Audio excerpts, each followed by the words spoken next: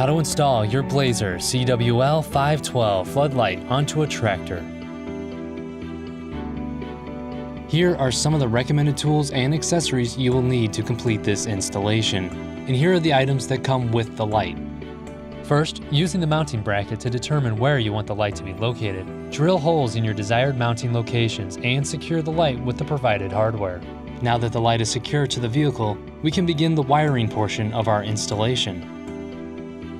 Begin by using a ring connector to attach the hot wire to the positive lead on the battery. Feed the other end of the hot wire from the battery to a 10 or 16 amp fuse. From the fuse, run the wire to the control panel by drilling through a logical location that will not interfere with tractor operation. Protect the wire with a rubber grommet. Insert a switch into the control panel and attach it to the hot wire from the battery.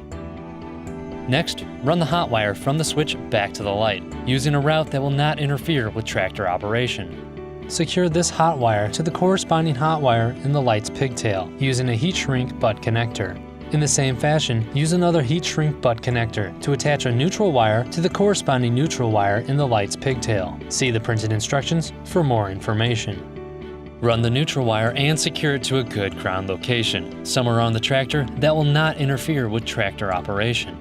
Ensure all of your wires are secured with zip ties.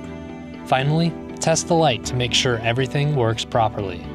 Congratulations, you have successfully installed your new Blazer CWL512 floodlight. Blazer International lights the way.